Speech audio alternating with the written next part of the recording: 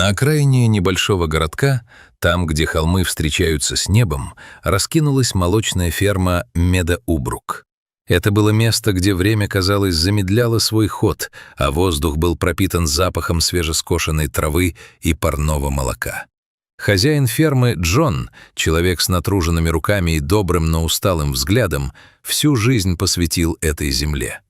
Однако в последние недели тишина Медоубрука стала какой-то гнетущей. Его гордость, корова по кличке Дейзи, которая долгие годы была неоспоримой звездой хозяйства и ставила рекорды по удоям, внезапно начала угасать. С каждым днем ведра становились все легче, а загадка все мрачнее. Джон чувствовал, что за этим кроется нечто большее, чем просто каприз природы, и однажды ночью он решил раскрыть этот секрет, который навсегда изменил его представление о преданности. Утро началось как обычно, но тяжесть в груди Джона не проходила. Когда он толкнул массивную скрипучую дверь коровника, его встретило знакомое тепло и тихое доверительное мычание обитателей фермы. Воздух внутри был густым от запаха сена и тепла животных. Взгляд фермера мгновенно выхватил из полумрака Дейзи, его любимую галштинскую красавицу. Ее черно-белая шкура, всегда идеально чистая, была его личным знаком качества. «Доброе утро, девочка», — негромко пробормотал он, подходя к ней. Он ласково коснулся ее теплого бока, чувствуя мерное биение сердца животного. Дейзи медленно повернула свою массивную голову, и ее огромные карие глаза, влажные и мудрые, уставились прямо на него. Она ответила мягким, едва слышным «му», в котором Джону послышалось не то приветствие, не то извинение. Фермер попытался улыбнуться, но улыбка быстро сошла с его лица, стоило ему приняться за работу. Когда он подключал доильный аппарат, внутри у него все сжималось от нехорошего предчувствия. Пока машина мерно гудела, Джон стоял рядом, скрестив руки на груди, и боялся смотреть на счетчик. От этих цифр зависело слишком многое. Ферма Медоубрук переживала не лучшие времена, и каждый литр молока был буквально на вес золота. Когда процесс завершился, Джон взглянул на показатели и почувствовал, как к горлу подкатывает ком. Он тяжело вздохнул, и это был вздох человека, который видит, как его труды утекают сквозь пальцы. Дрожащими руками он вытащил из кармана комбинезона потертый кожаный блокнот, который служил ему верой и правдой уже добрый 10 лет. На его страницах была записана вся история фермы, ее взлеты и падения. Нахмурившись так сильно, что на лбу пролегли глубокие борозды, Джон вписал сегодняшние цифры. «Этого просто не может быть», — прошептал он сам себе, перепроверяя расчеты. Но ошибки не было. Третью неделю подряд удои Дейзи падали с пугающей скоростью. Сегодня она дала едва ли половину от того, что было нормой еще месяц назад.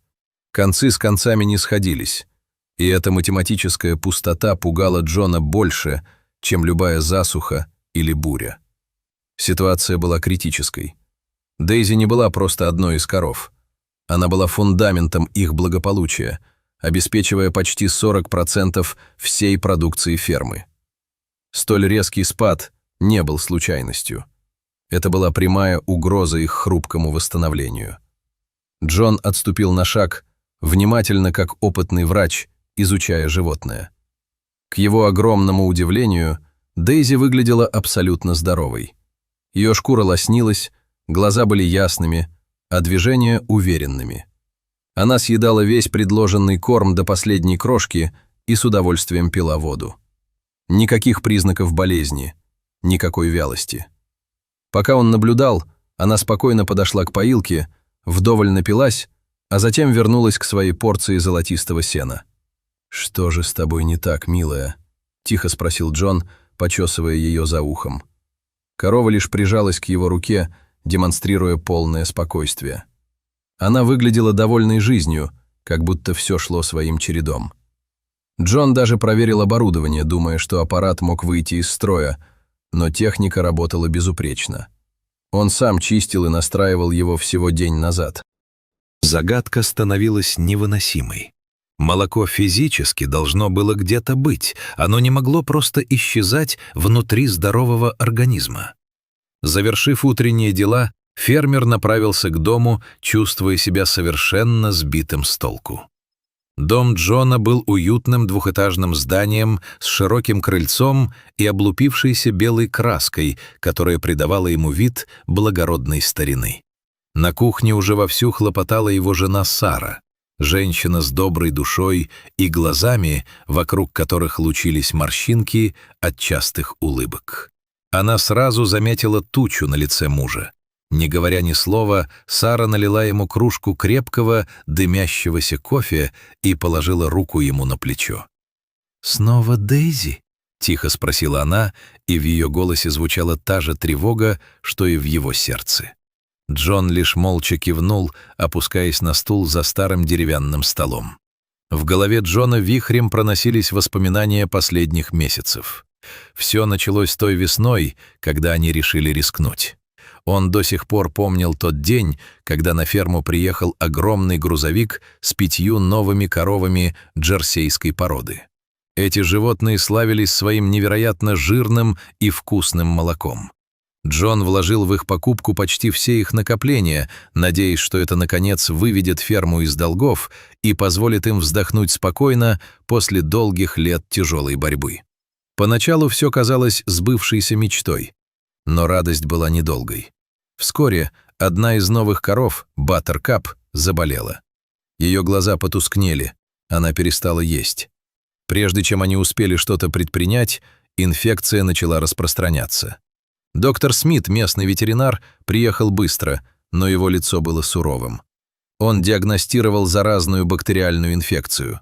То, что последовало за этим, Джон называл своим личным адом. Болезнь выкосила половину стада. Коровник наполнился звуками тяжелого дыхания и жалобными стонами животных, которые преследовали Джона даже в редкие часы сна. Он тратил последние деньги на лекарства, пытаясь спасти хоть кого-то. Потеря каждого животного была для него как потеря старого друга. Он знал характер каждой коровы, ее привычки и особенности. Но даже в этой тьме был свет — Дейзи. Она переболела в легкой форме и восстановилась быстрее всех, словно чувствуя, что теперь вся ответственность за ферму лежит на ней. Тогда Дейзи буквально спасла их. Ее удои выросли, и Джон часто говорил ей, поглаживая по голове: «Ты наш якорь, девочка. Без тебя мы бы пошли ко дну». Благодаря ей они начали выплачивать самые срочные долги. И вот теперь, когда до полной победы оставалось всего ничего, она вдруг перестала давать молоко. Если это не прекратится, все их возрождение, весь этот титанический труд последних месяцев обратится в прах. Сара сжала его руку, пытаясь поддержать, но Джон видел, она боится не меньше его. В последующие дни Джон перепробовал все. Он менял рацион Дейзи, закупая самую дорогую люцерну и специальные зерновые смеси по совету соседей. Корова ела все с аппетитом, но ведра оставались наполовину пустыми. Снова приехал доктор Смит. После самого тщательного осмотра он лишь развел руками. «Джон, я не знаю, что тебе сказать. Она здорова. Все тесты показывают идеальные результаты. Она просто не дает молоко в аппарат». Это признание ветеринара только усилило тревогу фермера. Он стал вести дневник, записывая каждое движение коровы, каждый ее вдох. Между тем Джон заметил еще одну странность. В другом конце коровника жили телята-сироты, чьи матери погибли во время весенней эпидемии. Джон выхаживал их с особой тщательностью, хотя времени и сил катастрофически не хватало. Эти малыши на тонких дрожащих ножках должны были расти медленно, учитывая, что они почти не притрагивались к специальным добавкам, которые он им готовил. Однако, к его изумлению, телята выглядели просто великолепно. Их шерсть блестела, глаза были ясными, а энергии было столько, что они постоянно устраивали в своем загоне шумные игры. «Это не имеет никакого смысла», — бормотал Джон однажды вечером, наблюдая за Спотом, черно-белым теленком, который весело бодался со своими собратьями. Телята игнорировали дорогой корм, но при этом росли как на дрожжах. Загадка Дейзи и загадка телят слились в одну общую тревожную картину. Джон понимал, что время на исходе, счетчики в банке не будут ждать, и если он не найдет решения, ему придется выставить ферму на продажу. Мысль о том, чтобы продать Дейзи, корову, которая была душой этого места, казалась ему невыносимой. Той ночью Джон долго не мог уснуть. В голове крутились одни и те же вопросы, и вдруг его осенило. Он видел Дейзи весь день, но что она делает ночью, когда в коровнике гаснет свет и все затихает? Он принял решение, которое могло показаться безумным. Поцеловав спящую Сару, он накинул старую куртку и отправился в коровник. Он не стал зажигать свет, а тихо прокрался в тень за штабелями сена, откуда был виден весь загон. Джон приготовился ждать столько, сколько потребуется. Ночь тянулась медленно. Воздух в коровнике был прохладным, пахло пылью и животными. Где-то вдалеке ухала сова, а коровы мерно пережевывали жвачку, погруженные в свой полусон. Джон боролся с дремотой. Его веки становились свинцовыми. И вот когда часы на стене старой фермы пробили полночь, в тишине раздался странный звук. Это был не просто шорох. Это был щелчок задвижки. Джон напряг зрение. В слабом свете луны, пробивающемся сквозь щели в крыше, он увидел, как Дейзи аккуратно, почти виртуозно поддела мордой запор своего стойла. Калитка бесшумно отворилась. Дейзи вышла на центральный проход. Ее движения были удивительно грациозными и осторожными, словно она была не тяжелой коровой, а лесной ланью. Она направилась прямиком к загону телят-сирот. Ее шаги были почти неслышными. Когда она приблизилась, телята, словно ожидая этого момента, мгновенно проснулись. Они поднялись на свои тонкие ножки и радостно зашевелились.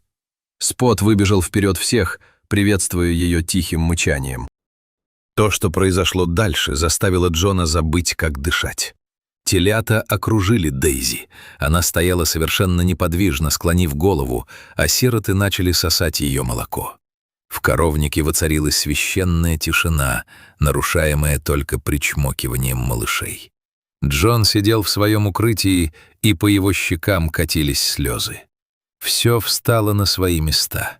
Дейзи не была больна, она не потеряла свою продуктивность. Она добровольно отдавала все самое ценное тем, кто остался без материнской ласки.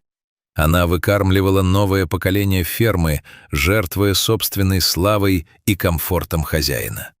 В этот момент Джон почувствовал небывалый прилив стыда за то, что сомневался в ней, и одновременно невероятную гордость. Эта корова обладала душой более великой, чем многие люди, которых он знал. Она понимала нужду маленьких существ и взяла на себя миссию, о которой никто ее не просил. Когда телята насытились, Дейзи нежно лизнула каждого из них в лоб, словно благословляя на сон, а затем также тихо вернулась в свое стойло и мордой закрыла калитку. Все снова затихло, но мир Джона перевернулся. Рассвет застал фермера все на том же месте. Его суставы затекли от неподвижности, но сердце пело. Когда первые лучи солнца коснулись стен коровника, он медленно подошел к Дейзи. Она посмотрела на него своим обычным мудрым взглядом. Джон обнял ее за шею, прижавшись лбом к ее теплой голове. «Ты моя героиня», — прошептал он, и голос его дрогнул. «Мы совсем справимся, слышишь? Мы больше не будем требовать от тебя невозможного». Он вернулся в дом и рассказал все Саре. Она слушала его, затаив дыхание, и в ее глазах стояли слезы. Вместе они решили, что отныне приоритеты фермы изменятся. Джон официально признал Дейзи матерью фермы и снизил нормы ее удоев, позволяя ей продолжать выкармливать телят. Чтобы поправить финансовые дела, они решили устроить большую распродажу старых вещей, техники и антиквариата, который годами пылился на чердаке. Это был риск. Но они чувствовали, что теперь удача на их стороне. Распродажа прошла с оглушительным успехом. Соседи, узнав, пусть и не во всех деталях, о трудностях Медоубрука, пришли на помощь. Кто-то покупал старые инструменты, кто-то винтажную мебель Сары. Денег, собранных за выходные, хватило, чтобы закрыть самые критические счета. А через неделю пришла еще одна радостная новость. Доктор Смит сообщил, что карантин снят, и остальные коровы полностью здоровы. Производство молока начало восстанавливаться естественным путем. Прошли месяцы. Телята, выкормленные Дейзи, стали самыми крепкими и здоровыми животными, которых Джон когда-либо видел. Ферма Медоубрук не просто выжила, она расцвела. Но теперь это было не просто прибыльное предприятие, это было место, где правили любовь и сострадание. Джон часто выходил на пастбище вечером, смотрел на Дейзи, окруженную подросшими телятами, и понимал. Иногда самые великие чудеса происходят прямо у нас под носом, в тишине обычного коровника. История Дейзи стала легендой их семьи, напоминанием о том, что истинная преданность не требует слов и наград. Она просто существует, спасая миры и маленькие фермы своей тихой, но несокрушимой силой.